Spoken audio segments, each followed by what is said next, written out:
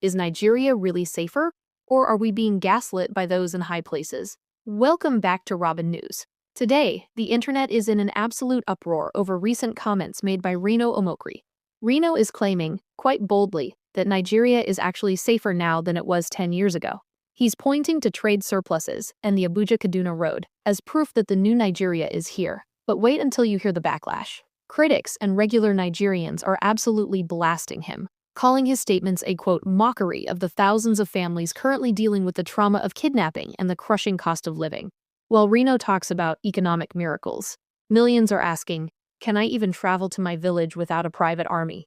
Is Reno speaking hard facts that were too emotional to see? Or has he completely lost touch with the reality on the streets? We have the full footage and the most heated reactions coming up right now. Please watch the full video to see exactly what was said and how the public is firing back. You don't want to miss the breakdown at the end. And before we dive in, if you want the news that isn't afraid to challenge the narrative, do me a favor. Hit that button and subscribe to RobinNewz right now. I believe in the City Boy movement, and I'm going to tell you why. Recently, some people who should know better said that Nigeria is now worse off than it was 10 years ago. Now, let me take your minds back to what was happening 10 years ago. In the Niger Delta, we had Niger Delta Avengers. They had bombed the oil and gas sector. Nigeria had gone from 1.9 million barrels per day to less than 1 million barrels per day. In the southeast, you had secessionists who had put that region almost to a standstill. 128 police stations were shut down. We moved down to the northwest, and then from Abuja to Kaduna, you could not drive. Every day it was a death trap. People were being abducted, they were being kidnapped. In southern Kaduna, there was a genocide. People seem to have forgotten that. In the northeast, in Maiduguri, you had about 7 local governments where Boko Haram were in control. Now, because we have a very short memory in this country, we tend to forget about these things. All of these things have passed away. In the Nigerian Defense Academy, Boko Haram went there. Our Defense Academy killed soldiers.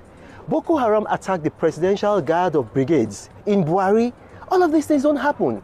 600 terrorists went with their motorbikes to Kuje prison, freed 849 of their colleagues. All of these things don't happen again.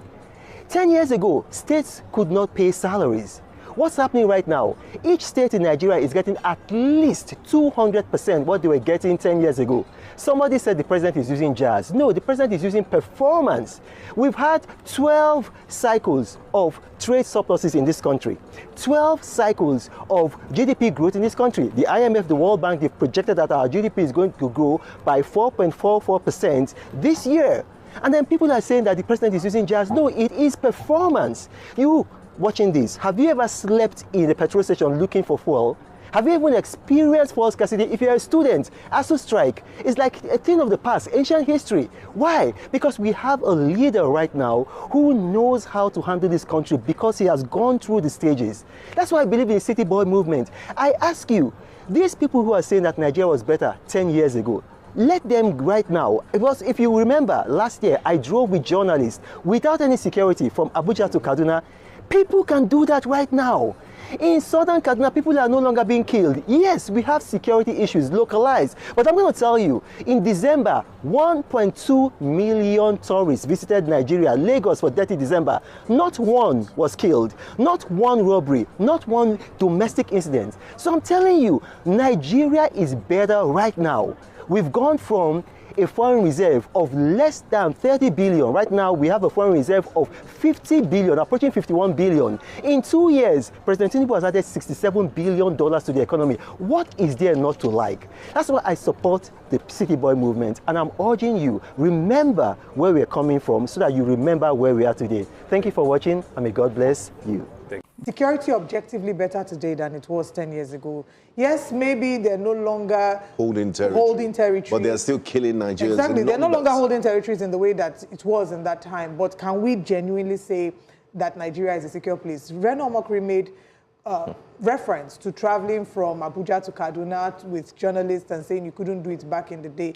And making statements like that is Reno Omokri making mockery of Nigerians. Because every day we're talking about the hundreds of Nigerians that are being killed and kidnapped. Is making light of the current plight and the reality of Nigerians. And this insecurity, now spirals into tourism. We talked about 1.2 million Nigerians visiting there to December. That's not because the quality of our life here is better. Yes, Nigerians have found a way to be resilient and push despite Which states did they visit? Good question. And it's Lagos State. Good question. You know, they're visiting Lagos. That's one. Two, regardless of the 1.2 million people visiting Lagos, Nigeria still ranks poorly in the Global Tourism Index. And insecurity is also something that fuels that perception. Let's talk about coming back to this same insecurity matter. Back in the day, yes, it was Boko Haram. Now it's evolved. There's conflict in the Middle Belt. We're seeing the farmer-header clashes. We're seeing kidnapping. Kidnapping has become the order of the day. So people can't even go out. I dare him and a number of these people in politics to go out without their entourage, to go out without their motorcade and without their convoy, and see if they'll be able to go back home in one piece.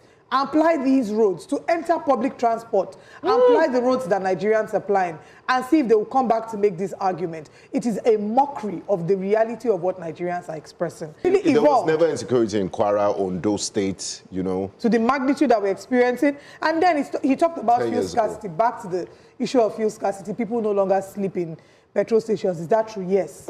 They don't sleep in petrol stations. As a result of NNPC refineries? At that time, exactly. Yeah, let me land. Mega, I love where both of you are taking this. I'm enjoying this. At the time, yes, they were sleeping in they were sleeping in petrol stations. Now they are not sleeping. One, shout out to Dangote. Period. Two, at the time, fuel was 185 naira. It jumped to about 600, 700. As at today, of course, today's one is not their fault. There is war in the Middle East, so it's affected us in some measure. So fuel, the price still keeps climbing. We have moribund refineries that we've been advocating for them to decide what they want to do, sell it if they have to sell it, and ensure that these monies are invested elsewhere. But no, we're still having issues about that. And Nigerians cannot even afford to buy this fuel. There is fuel, they're not sleeping in petrol stations because they can't even buy the fuel. They're in their houses.